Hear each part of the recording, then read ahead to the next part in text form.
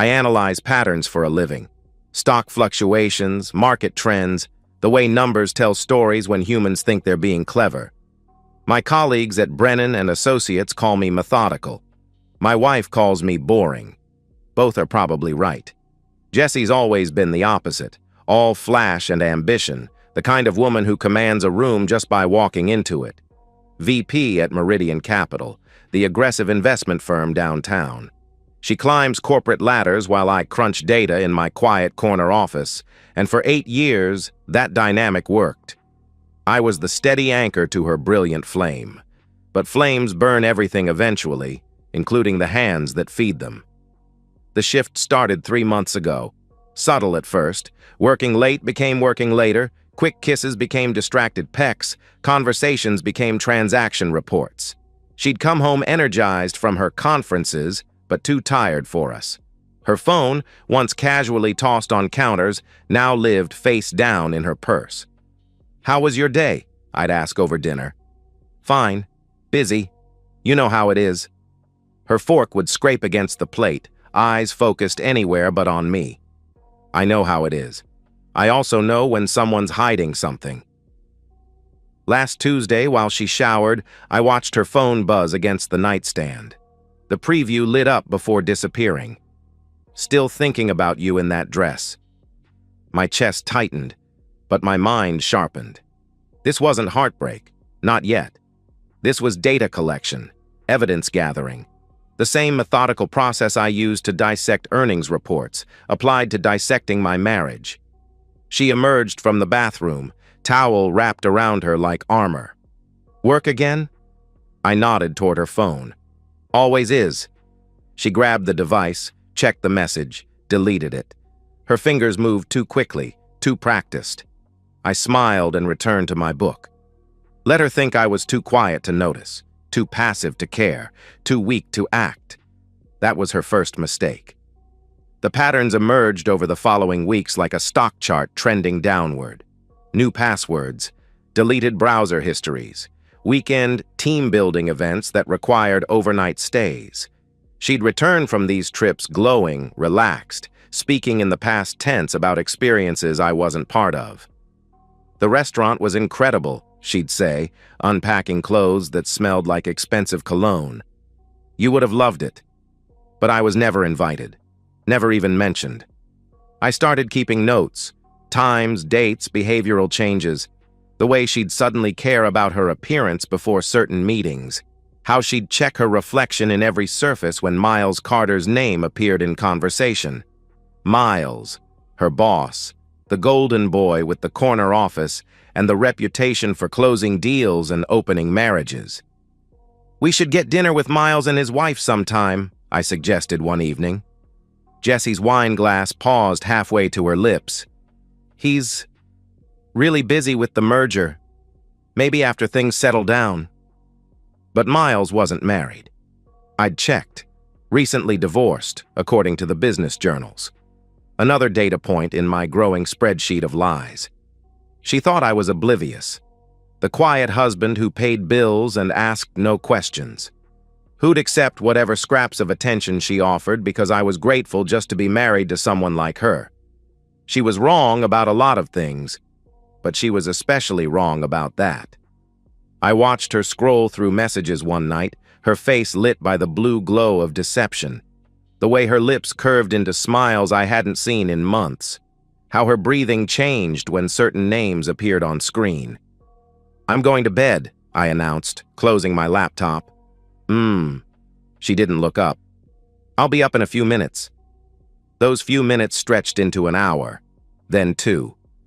I lay in our bed, listening to her muffled laughter from downstairs, building a fortress of rage so precise and cold it could have been carved from ice.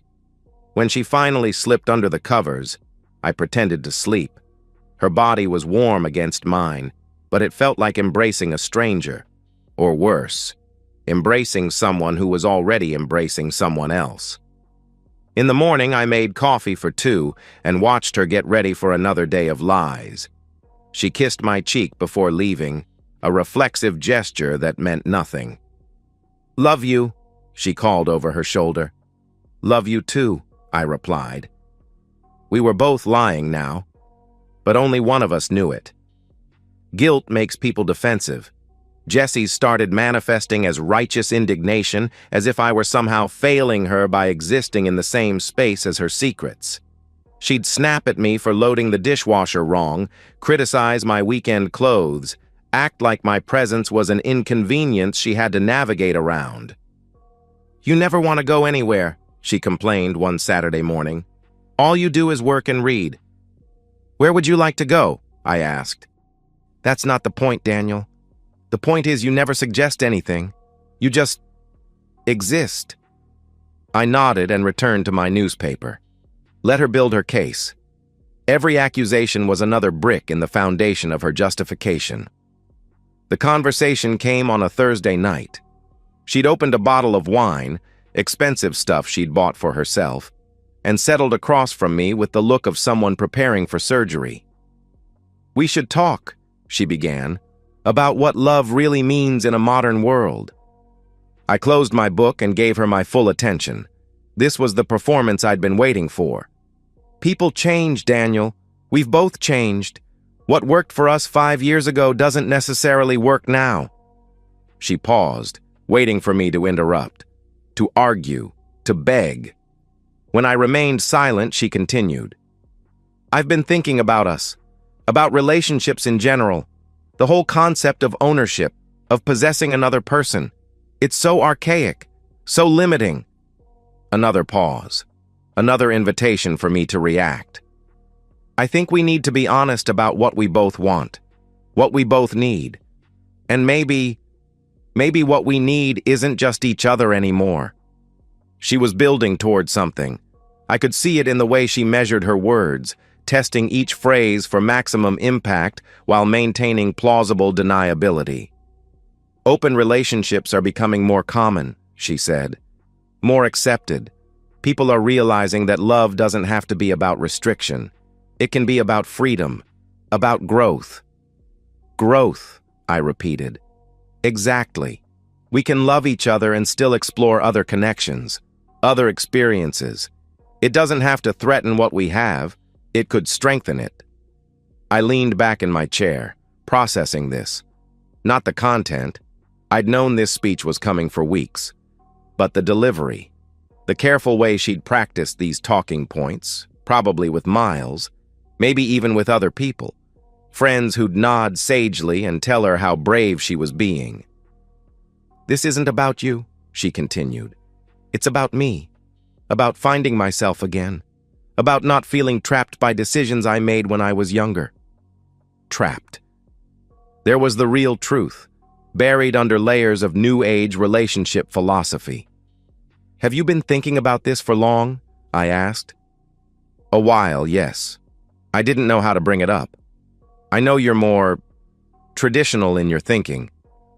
Traditional. Like monogamy was some quaint custom I clung to out of stubbornness.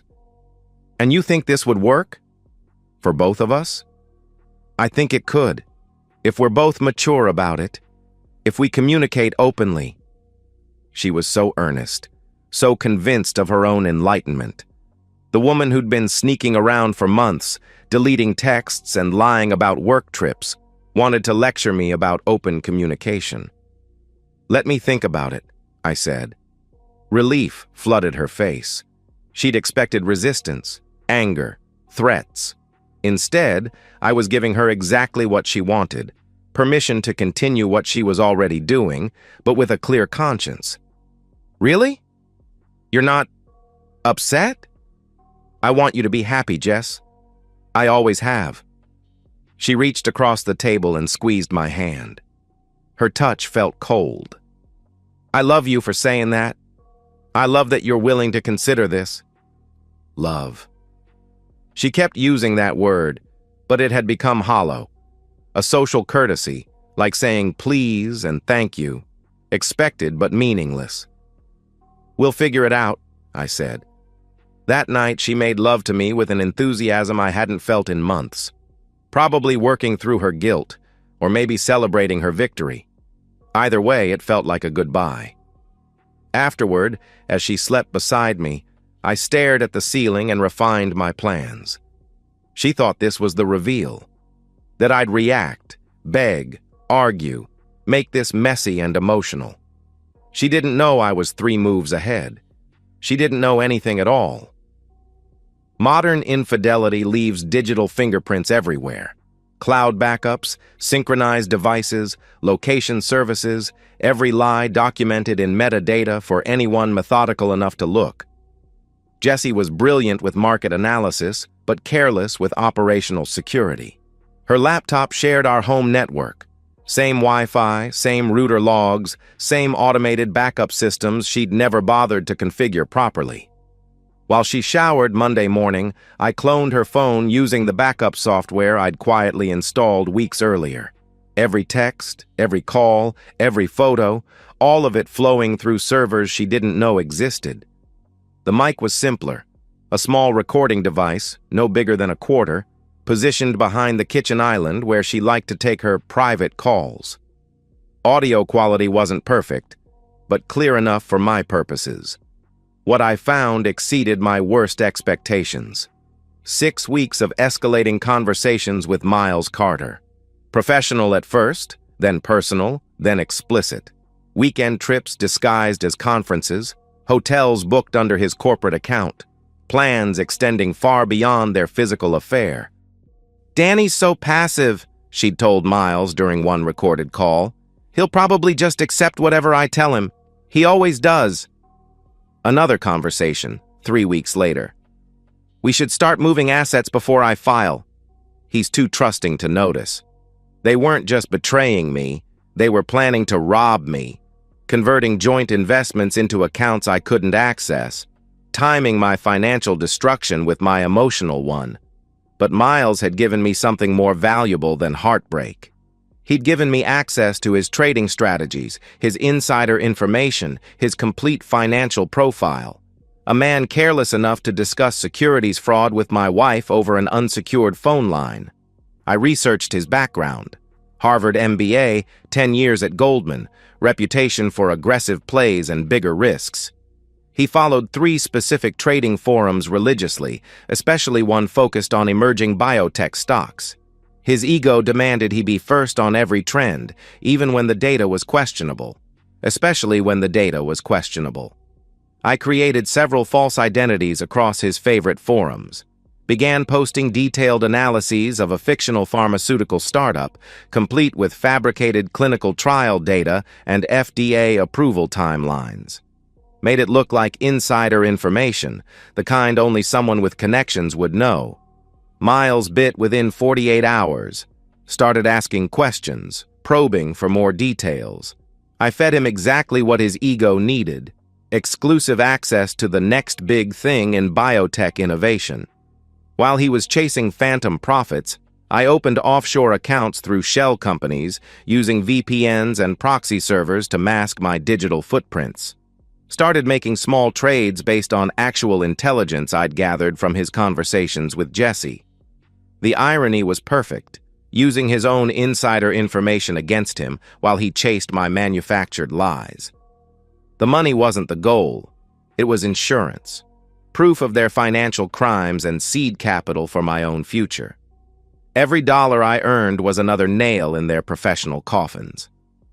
"He's getting suspicious," Jessie told Miles during a call last Thursday. "About what?" "I don't know. He's been different. Quieter than usual." "Danny's always quiet. That's his whole thing." "This is different. He asked about my schedule, about where I've been traveling. So tell him about the Brennan account. Make something up." "I already did. But he had this look. You're paranoid. The guy can barely order coffee without apologizing. He's not going to cause problems." They were wrong about that too. But I let them believe their own fiction. Let them think I was the same weak man they'd been manipulating for months. Meanwhile, I documented everything. Screenshots, recordings, financial records. Built a case so comprehensive that even the most incompetent lawyer couldn't lose it. Jessie came home that night carrying Chinese takeout and guilt. She'd been especially affectionate lately, overcompensating for her betrayal with theatrical displays of devotion. "How was your day?" she asked, kissing my cheek. "Productive," I said. "Very productive." She had no idea how productive it had been.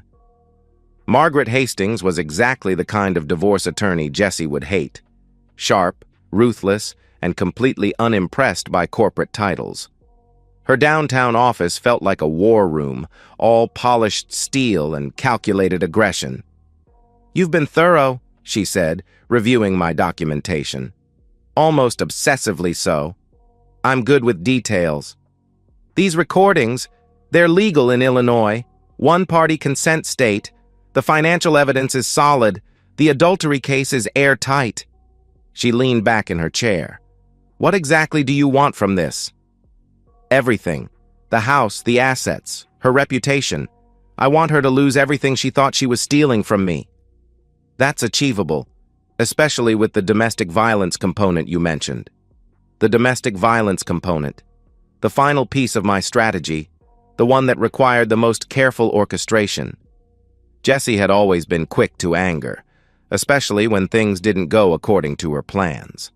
I needed her to lose control at exactly the right moment, in exactly the right place. "The security system upgrade is essential," Margaret continued. "Audio and video, motion-activated cloud backup. If she lays a hand on you, we'll have everything we need." The technician arrived the next afternoon while Jessie was at work. Professional-grade cameras and microphones, disguised as standard home security equipment.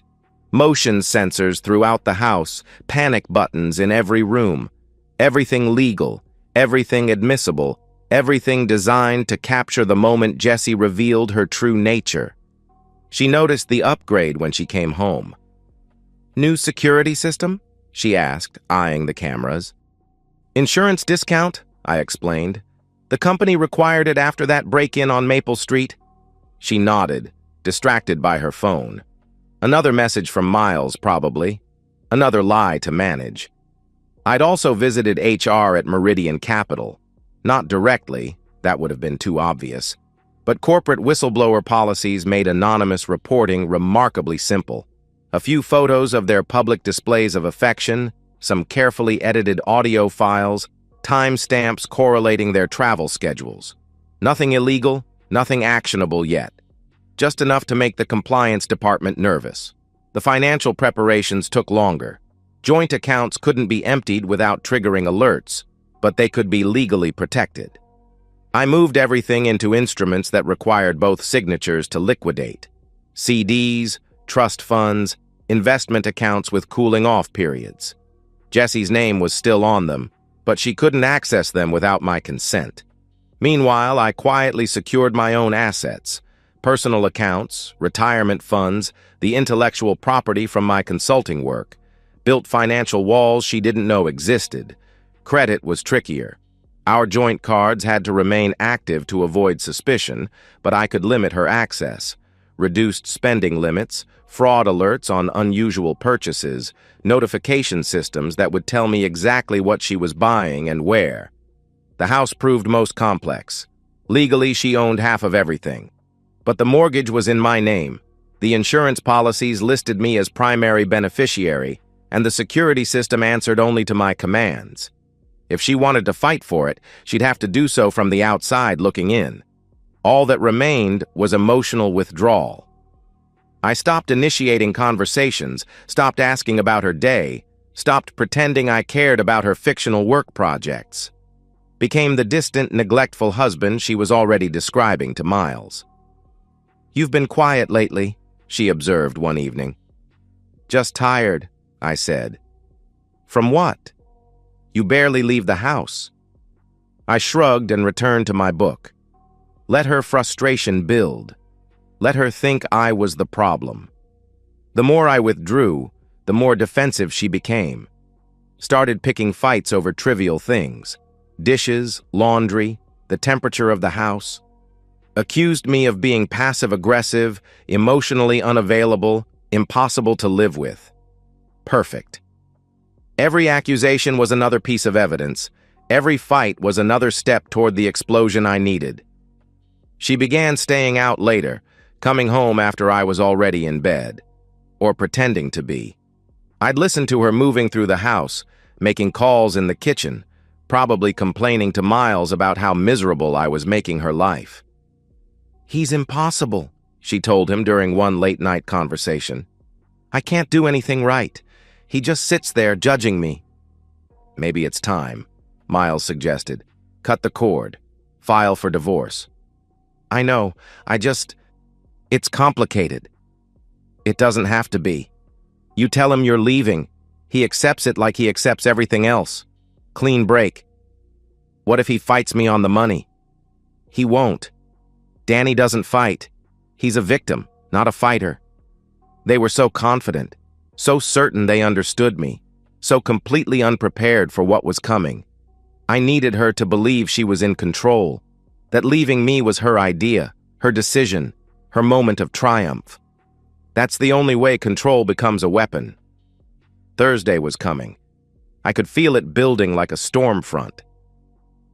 Jessie walked through the front door at 6:47 p.m., her face set with the determination of someone who'd finally worked up the courage to amputate a limb.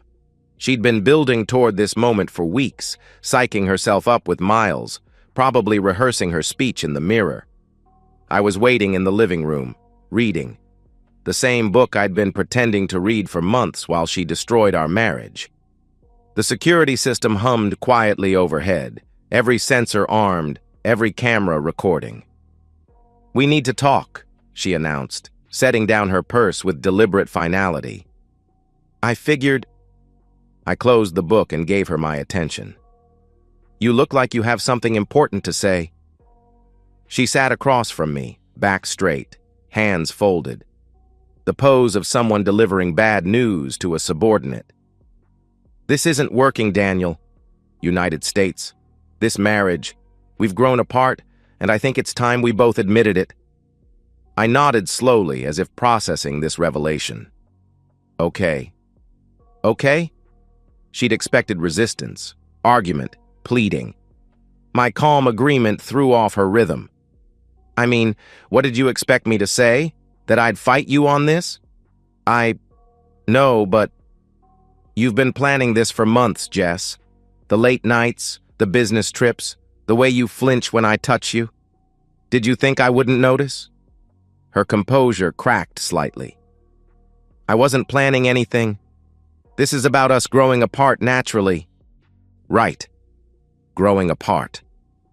I leaned forward. "Like how you grew apart naturally into Miles Carter's bed?" The color drained from her face. "What are you talking about?" "Chicago, 3 weeks ago, the Marriott downtown, room 847. Should I go on?" She stood abruptly, pacing to the window. "You're being paranoid. Miles is my boss. We have legitimate business." "Stop." My voice cut through her excuses like a blade. "Just stop. I know about the hotels, the messages, the plans to move our money before you filed for divorce. I know everything." She spun around, eyes flashing. "You've been spying on me?" "I've been paying attention, something you stopped doing months ago." "You have no right." "I have every right. You're my wife. Or were you planning to mention the divorce before or after you emptied our accounts?" Her mouth opened and closed like a fish gasping for air. The script she'd prepared, the victim narrative she'd constructed, all of it crumbling in real time. "You're too late anyway," I continued, my voice eerily calm. "I'm leaving you. I've been planning this for months." "You're lying." "Am I?" "Check the accounts tomorrow. Check the credit cards. Check the mortgage. You'll find I've been very thorough." "You can't do this to me!" Her voice rose to a shriek. "You can't just—" "What? Leave you? Protect my assets? Refuse to be your victim?" I stood, matching her anger with ice-cold precision. "You thought I'd just roll over and let you rob me blind while you your boss?" She slapped me.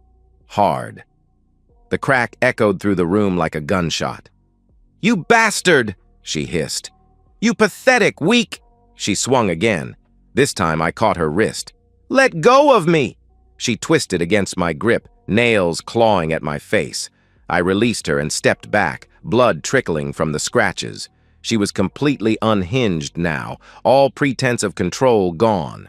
"You're nothing!" she screamed. "A boring, pathetic man who can't even satisfy his own wife. No wonder I had to find someone else." She lunged at me again, fists flying. I raised my arms defensively, letting her land a few blows before reaching for the panic button mounted behind the lamp. The alarm shrieked through the house as police dispatch received the automated signal. Jessie was still screaming, still swinging, completely oblivious to what she'd just triggered. "Shut up!" she shouted over the alarm. "Turn that thing off!" "I can't," I said calmly. "It's already connected to 911. The realization hit her like cold water. She looked around wildly, at the cameras recording everything, at the scratches on my face, at the evidence of her complete meltdown surrounding us like broken glass. "You planned this," she whispered. "I planned for this," I corrected. "There's a difference." The police arrived in under 4 minutes. 2 officers, both built like football players, both taking in the scene with practiced eyes. Disheveled woman, calm man with visible injuries, security system still wailing its electronic testimony. "Sir, are you all right?" the older officer asked. "I'll be fine," I said. "My wife became violent during our conversation. Everything's recorded." Jessie tried to explain, tried to paint herself as the victim, but her appearance worked against her. Wild hair, mascara streaked down her cheeks, knuckles scraped from hitting me. She looked exactly like what she was, an abuser caught in the act. "Ma'am, you need to calm down," the younger officer said. "I am calm. He's lying. He trapped me." "Ma'am, please put your hands behind your back." "No, you don't understand. He's been planning this. He's been—" She shoved the officer, hard enough to make him stumble. The taser dropped her like a stone. They cuffed her while she was still twitching, read her rights while she sobbed into the carpet. Domestic violence, assault on a police officer, resisting arrest. A trifecta of charges that would follow her for years. "Do you want to press charges?" the older officer asked. "Yes," I said without hesitation. "All of them." They loaded her into the patrol car while neighbors gathered on their porches, phones out, recording everything. By tomorrow, the footage would be all over social media. Jesse Carter, wait, she'd probably taken his name already in her mind. The successful VP dragged away in handcuffs for beating her husband. The narrative had flipped completely. I was no longer the weak man who couldn't satisfy his wife. I was the victim of domestic abuse, the quiet husband who'd finally stood up to his violent spouse. And Jessie? She was exactly what she'd always been, a narcissist who couldn't handle losing control. The HR department at Meridian Capital received an anonymous email Sunday morning. Nothing illegal about it, just time-stamped photos of Jessie and Miles in various states of unprofessional conduct, coupled with audio recordings of them discussing company business in bed. The compliance department had no choice but to investigate. Miles tried to distance himself immediately, claimed the relationship was casual, that Jessie had pursued him, that he'd ended it weeks ago. Threw her under the bus so fast you could hear the tires screaming. By Wednesday, Jessie's corporate key card was deactivated. By Friday, her resignation was announced for personal reasons. The tech blogs picked up the story. Rising female executives fall from grace, complete with mugshots from her arrest. Her carefully constructed image as a role model for ambitious women crumbled overnight. The same networking groups that had celebrated her success now treated her like a cautionary tale. Professional contacts stopped returning calls. Headhunters removed her from their databases. Miles Carter's fund performance, meanwhile, continued its spectacular decline. The biotech stock I'd fed him through fake forum posts had cost him nearly $2 million of his investors' money. His job lasted another month before the board suggested he pursue other opportunities. The divorce proceedings moved with surgical precision. Margaret Hastings carved through Jessie's legal team like a scalpel through tissue. Every asset we'd accumulated during our marriage stayed with me. The house, the investments, even her car. Everything she thought she'd been positioning to steal. "This is insane," she told her lawyer during one recorded conversation. "He can't take everything." "He's not taking it," her attorney explained patiently. "You abandoned it when you committed adultery and assault. Illinois doesn't look kindly on violent cheaters." She tried calling me. Dozens of times. Left voicemails that progressed from angry to desperate to broken. I listened to the first few, then stopped. There was nothing left to say. Her parents reached out trying to mediate. "She made mistakes," her mother said, "but she's still family." "She stopped being family when she started planning to rob me," I replied. "You can have her back now."